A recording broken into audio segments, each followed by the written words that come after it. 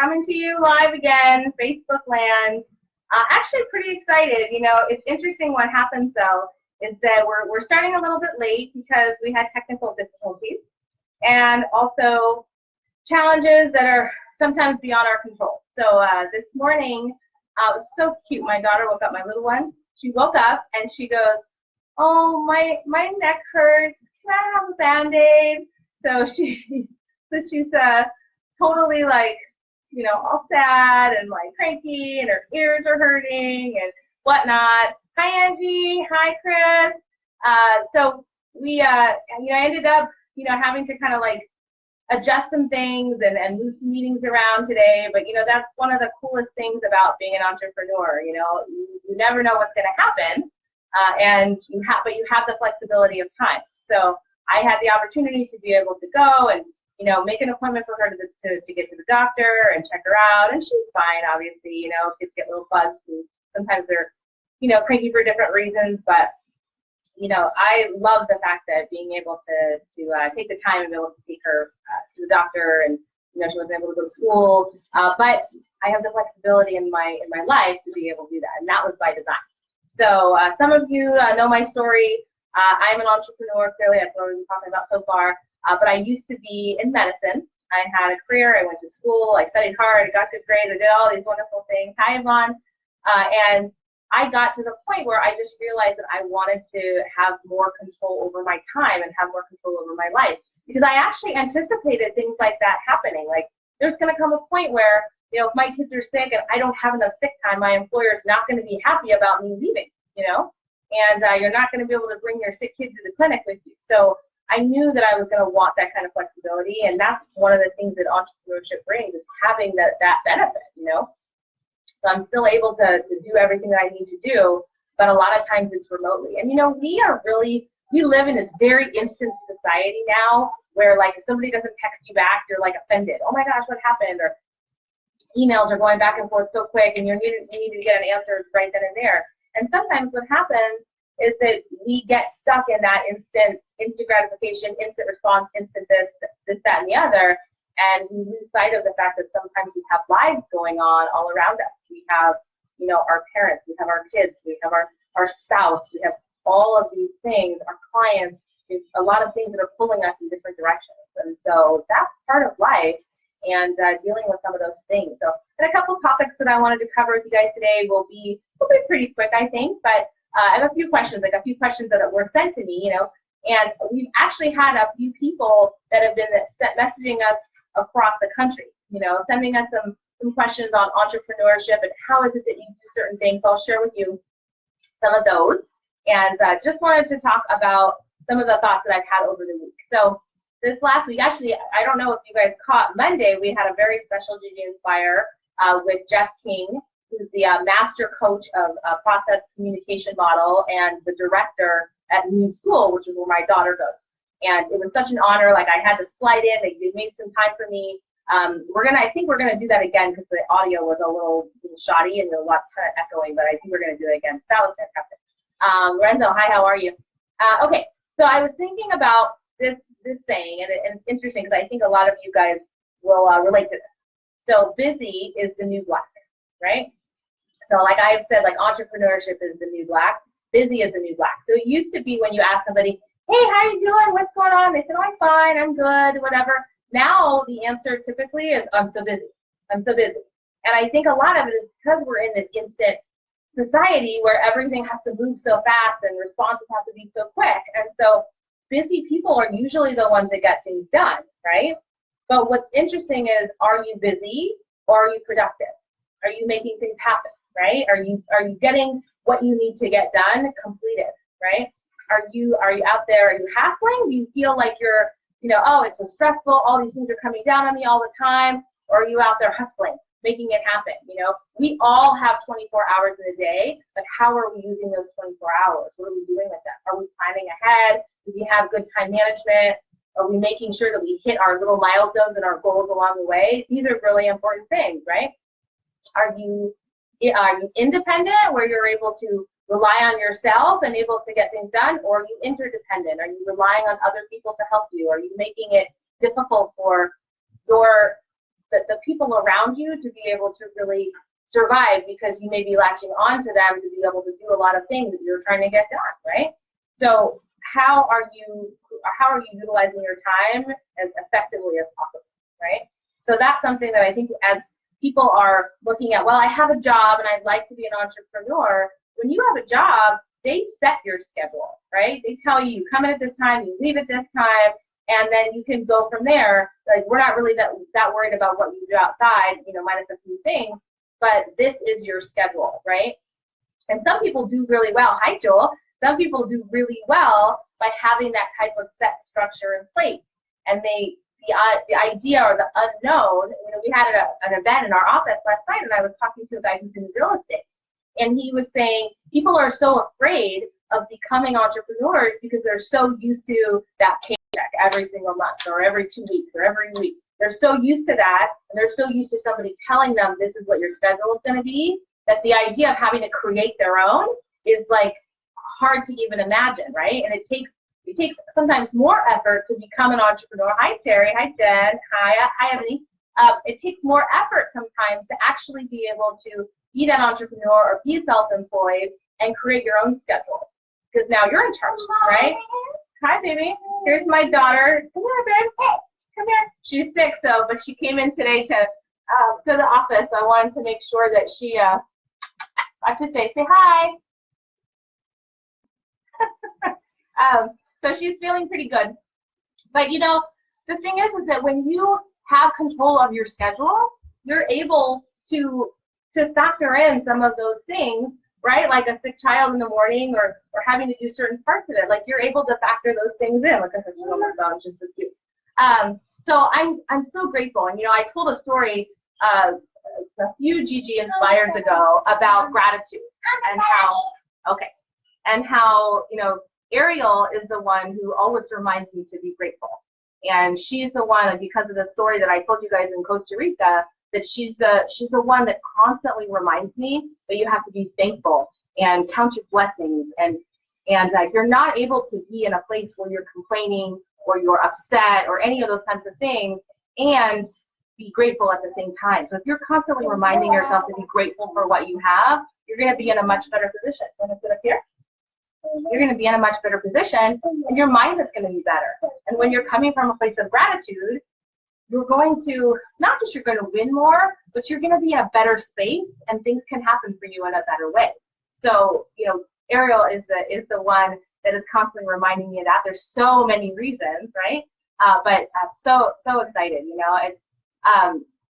what I was talking about was how to be independent versus interdependent.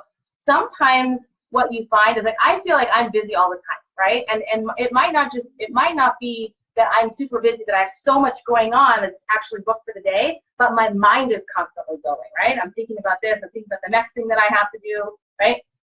And so sometimes the busiest people can be the least successful because they have so much going on in their mind. Maybe they're getting overwhelmed by certain parts. She's watching herself on the screen. She's like, oh, this is kind of cool. So sometimes they're the least successful because they're so overwhelmed in their mind, because if they're not taking advantage of time management and planning and doing things the right way, then they're not in a position that they're effective with their time. So if you're not prioritizing, if you're not valuing the time that you have, you may end up wasting it, right? A good friend of mine who mentored and coached me a while back. Okay, well, you left the door, right? Who mentored and coached me, and actually made some time for my husband and I a few years ago at his house one night. We went to his house and we were like rapid firing questions at him and like all of that. So his name is Dan Charlier, and he told us the other night, if you don't value your time, you will end up wasting it. You don't make sure that you are more effective with what you do with your time, you'll end up wasting it. So you have to make sure that you're starting to make time for your priorities and schedule them in and stick to them.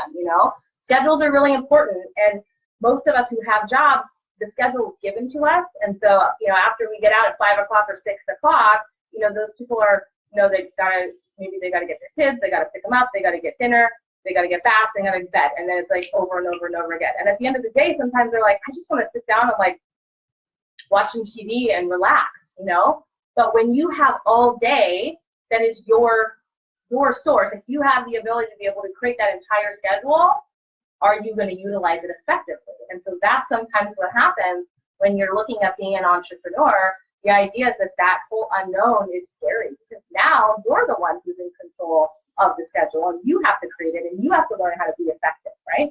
So I just was thinking about that. And then how do you get over here? So here's one of the questions that actually somebody asked me out of Florida, right? So sent me a question and said, how do you get over the feeling that you don't spend enough time with your kids?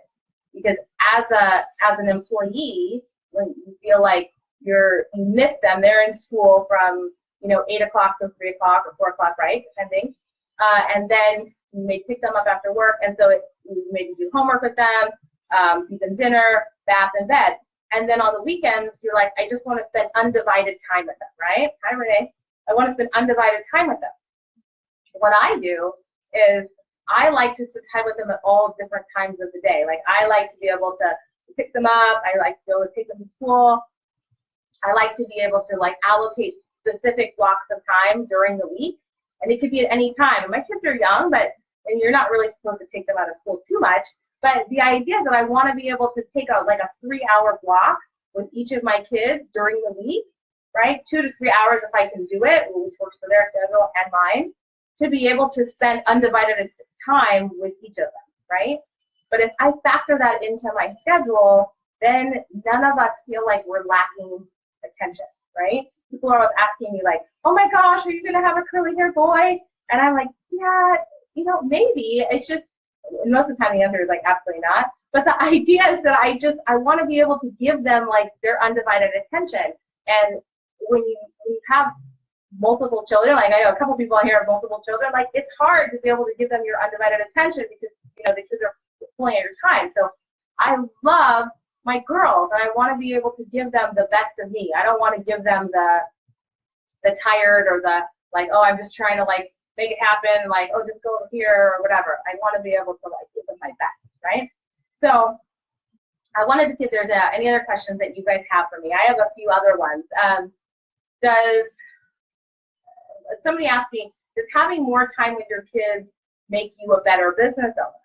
Now, I don't know if I feel like it makes me a better business owner. It makes me appreciate people. It makes me appreciate my time better, and it makes me really, I was saying about being more efficient with your time. Hi, Imelda.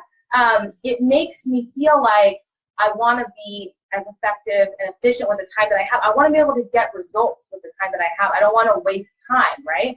So I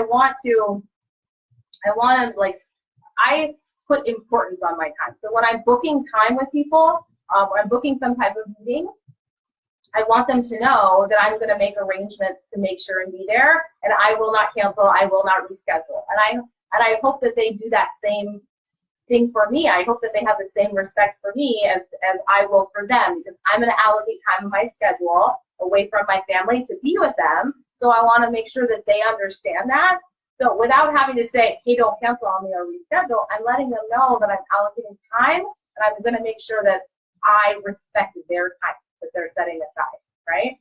So, hey, Zasha. So that's one thing. And the other part of it that I was thinking was that when you're in the thick of things and you're building something or you're creating something, it's really important to make sure that the other people that are around you know what you're doing and know where you're going to, okay? Because there was a book a long time ago, and I'm sure a lot of you know the author, but it doesn't really matter. It takes a village, right? It takes a village to raise a child. What I do is I leverage. So I leverage people in my business. I leverage people in my family life. I have to utilize other people to help me. So my husband and I work very well together. We're a team, right? But I also will utilize my mom. I'll also utilize some of my colleagues. I will make sure that I'm doing everything I can to make sure that my kids are getting what they need, but I'm also being able to be an effective business person at the same time. So if you have other people around you and they don't know what you're doing, it makes it hard for them to make sure that everybody's working for the same goal, right? We're all working to be more successful, to hopefully make more income for the future, and ultimately we're working to be able to have a better life and have a better lifestyle, right? So to be able to have the freedom, like as an entrepreneur, that's what I want. But how many of you that are employees out there are working because you want to be able to retire one day? You want to be able to save enough and plan enough so you can have a great life where maybe you travel the world, or maybe you just sit home with a book. Maybe you just don't want to have to go anywhere. Maybe you just want to work on your house. Like, there's so many things that we want to be able to do, but we're working for them. And if we don't have those goals in place and we don't have any type of plan or time management or any of those things, it's tough to be able to reach them, right? So that's why I want to let everybody around me know what I'm doing so we can all be in it together, So I think I see a question from Jewel. Hey, David. Let's see. We all have 24 hours. How do you distinguish spending time on what's urgent versus what's important? And can you use an example of the two? Ooh, that's a great question, Jewel. So urgent would be like this morning, right? When Ariel was not feeling well, her neck hurt, coming from medicine. So I'm like 7 or 8 years out of medicine now. And when she said her neck hurt, I was like, oh no, that's really bad. I joked because my mom used to tell me that when you're in medicine and when you're learning and you're in school and you don't really know like how to do tests right or whatever, how to do like exams and things like that, if you hear something like your neck hurts, you're thinking like, oh my gosh, it's like something super, super serious. And that's what I thought. Not like, oh, she might have slept on it wrong. Like that would probably be the easiest explanation. But for me, I'm thinking that's urgent. That's got to be taken care of immediately. Now, other things that I had to do for business, those are important. I had to get those done probably today, maybe tomorrow, but I have to distinguish between the two. Like, I don't get to say, oh, Ariel, sorry, we're going to handle your neck pain and your ear pain tomorrow, right?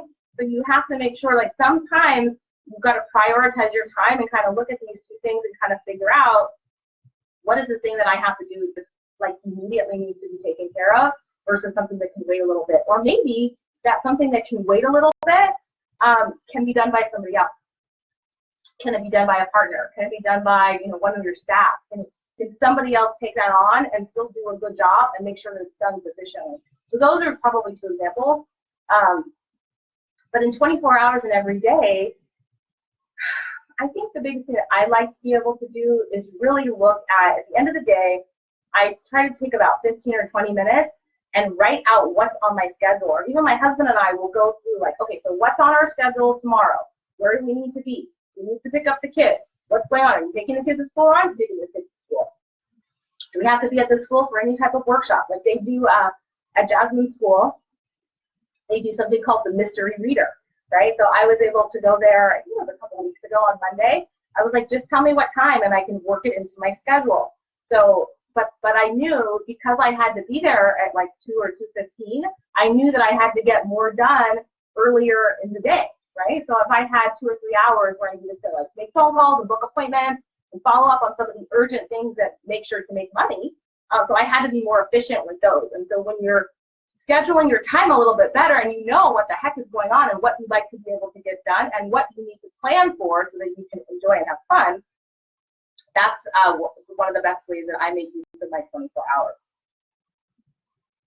All I know is that, I put things in my schedule and I do my very best. I would say like 80 to 85% of the time I do everything that's in my schedule, but are you putting everything in your schedule also to make sure that it gets done, right? So that's one of the things also that we have to be good about and consistent about making sure that we do utilize our schedule and stick to it as much as possible. So I don't know if we have any other questions. Let me see. Let me look, I had another one. Oh, so somebody asked me, like, so we had an event last night and we had kids in the office. And so generally I don't bring my kids because I always tell people it's fine if they want to bring theirs, right? But if I bring my kids and they bring theirs, then it becomes really crazy. So sometimes I feel like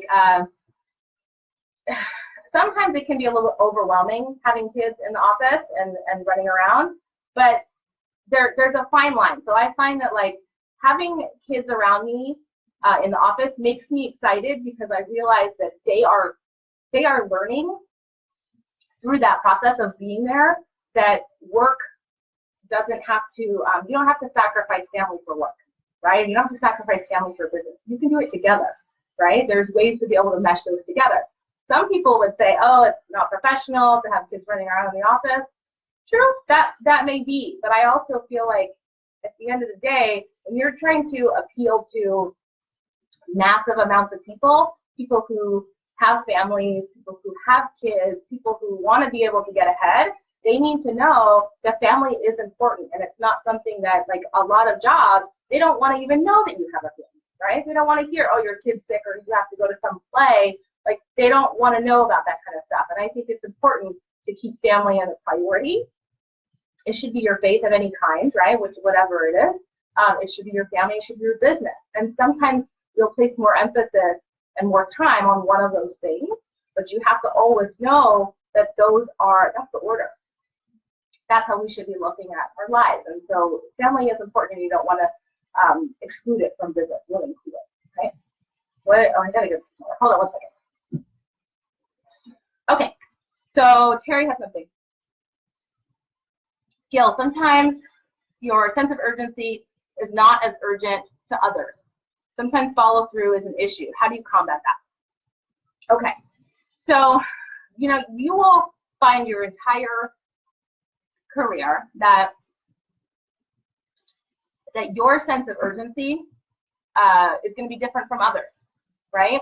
So you have to make sure that you do the best that you can with your sense of urgency, right? So what you want is, if you're operating at a level of urgency like this, but the people that you're working with are operating down here, they're going to have to come up to where you are, not you come down to where they are, right? Because you're operating at a level that things are going to happen a lot faster for you, right? Hey, David. So things are going to happen a lot faster for you when you operate at that higher level of urgency, right? But here's the thing. When you are operating at that higher level of urgency, you're pushing, you're making sure you're doing your schedule, you're keeping on task, you're doing that kind of thing, right? All those things that you're consistent about it, you're going to attract people who have that high level of urgency, right? And that's what you want. If you want more of the same, you want to be around people who have that level of urgency. So the best way for you to be able to do that is to project that into the universe, right? Be that person that you want to see more of, because that's who you're going to attract. Hey, Binu. That's who you're going to attract by operating at that level, right? If you spend your time thinking, man, like, how come this isn't happening, or how come they're not doing this? That's you going down to their level and trying to pull them up. You can pull them up a little bit, but you have to make sure that you continue to go at the level at which you're comfortable, and you keep pushing and you keep pushing and you keep pushing. You don't want to be like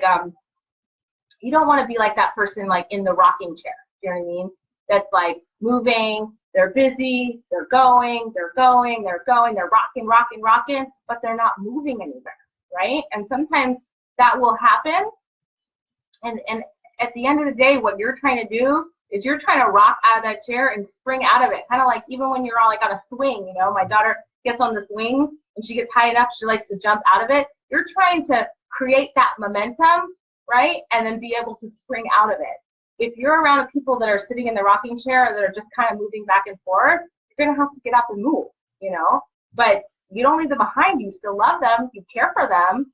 But at the end of the day, you want to be able to take your life and your business and your future to the next level. So you have to start taking ownership of that and knowing that you're looking for the people that are already on your level, or you're even aspiring to be even at a higher level where they are, right? Hey, Matt. Okay, Jolie, she has another question. Let's see. If you're launching your business and have deadlines and appointments, how do you tell your child you can't make the school event? It won't always be this way, but you feel guilty missing any event during your startup phase, plus kids want you there. Okay. So, you have to, sometimes you're going to miss things. Like, I don't make every soccer game. I do my best to make every practice so that I'm there. I try to prioritize certain things that I can always be there for, right? But whenever I'm not able to be at something, I usually have a conversation with them. And it kind of goes like this. Like the other day, I was talking to Jasmine. Now, I'm not able to have this conversation, obviously, with Arrow because she's so young, right? But Jasmine's 6. And I said, look, honey, I said, Mommy and Daddy are going to be very busy for the month of November. It's going to be really crazy. We've got a lot of things that we want to be able to do. And I talked to her, and I've talked to you guys about this before. I talked to her about making her dreams come true, and going out and getting after it, and we sell her the dream. You know what I mean? We drive her around her different neighborhoods, and we show her like, oh, wouldn't a house like this be nice? Or we want a bigger house, or we want a pool, or we want to take vacations. I mean, my kids play. Like yesterday, they were playing like, oh, we're gonna take vacation, and so they packed a bunch of stuff in a bag, and then they took it next door to my mom's house, right? So they play like vacation. That's their make believe, right? So what we do is I start talking to her about, hi Risha, I start talking to her about what are those dreams? Like, remember we talked about the dreams that you want to come true, what are they? And she says, oh, she told me the other day, I want troll headphones, and I want a big castle, and I want to be able to, to have all my dolls in the castle, and like, these are her dreams, right? And so when I ask her what her dreams are, I start talking to her, connecting with her, and letting her know, look, by mommy and daddy being busy in the month of November and doing amazing things, that's how we're going to be able to reach your dreams, right? And so if you're good, now I told her, hey, this is what I need from you. I need you to be supportive. Do you know what that means? No, I don't know what that means. Now, an older kid obviously is going to know what that means, Jewel. But so I explained to Jasmine, like, what is being supportive? Being supportive is not making it harder, right? For me, it's listening. It's being a good example for your sister. It's taking the time and making sure that when I ask you to do something that you do it, right? If you're being supportive and you're making it easier for us to do things, then we're in a position that maybe we'll go away just I told her maybe we'll go do something special. And then she goes, can we go overnight? Can we go somewhere like overnight, just you and me? Not Ariel, not Daddy. I was like, okay, sure. I said, so maybe we'll do something. So we've got to like maybe set a goal or set something that you can do as a reward for them being supportive and being okay with you not being able to get to everything, right? So she and I are going to go do something maybe overnight, and then Daddy and Ariel are going to do something overnight, and then maybe we'll all go do something as a family. But I have something to remind her of when she starts to act up and she starts to like whine or any of that kind of stuff. Then I have something to utilize, to be able to say, hey, remember I talked to you about being supportive? Mommy and Dad are going to be busy, but I promise you, but you got to make it happen. You know what I mean? You got to make sure that you're taking the steps to be efficient, to be productive, to get things done, right? So that you can, at the end of that time or whatever that is, tell them, look, now this is what we're going to be able to do, right? So I hope that's helpful. Let's see. David, okay, I love the communication. In times of hardship, communication should increase rather than decrease. Oh yeah, we talked about that the other day.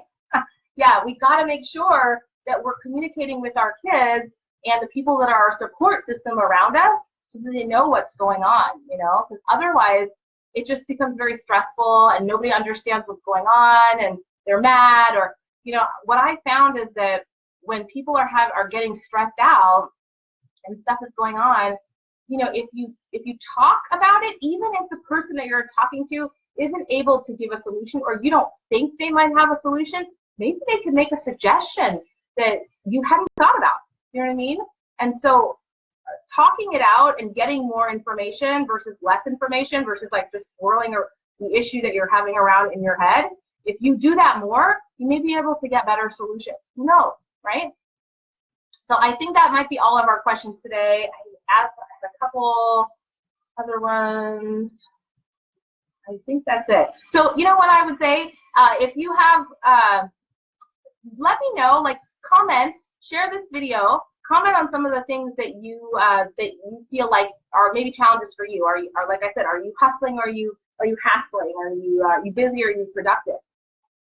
Oh, you had one other question. Oh, Jewel. So what do you do in your me time? So my me time is really interesting. I don't get a ton of me time. My husband's always like, yeah, well, you don't have the kids like during the day, so you get a lot of like me time, like you get a lot of quiet time. I'm like, no, I don't really feel like I get quiet time, because most of the quiet time is I'm thinking a lot. I'm getting a lot of text messages. I'm I'm working on like a few new things that I've got to be taking care of. So I don't really think of that as me time. I actually I love to be able to get away and just like, I try to do it once a day, but it probably is every other day, even like 10 or 15 minutes of just silence. Like I'll come to my office and I'll sit down and I'll close my eyes and I'll just, it's challenging to turn your brain off sometimes. I'm closing my eyes, I'll just to like let you guys know. But what I do is I have to think black. I just think black space. I think nothing, right? And so I try to just think nothingness, because inevitably what happens is if I think about a field, or I think about a beach, I start to think about other things, and other things start to creep in. So I start to think like, black screen almost, right? And that really helps me. And then the other thing is that I like to go to the spa. So I'd probably say like once a month, I maybe go to the spa for like an hour or two. And it doesn't have to be like a Brooke Williams or a great, huge, expensive spa. It can just be like, go to the foot spa and spend $20 and let them rub your feet, and then you just enjoy it. You know what I mean? So like there's things that you can do that are not expensive, that you can get out and just get away from your, sometimes try to get away from your thoughts for a little bit, because you get out of your own head and it makes it really challenging. So, Emily has a question. So how do you stay out of your head and be more focused on business rather than your thoughts?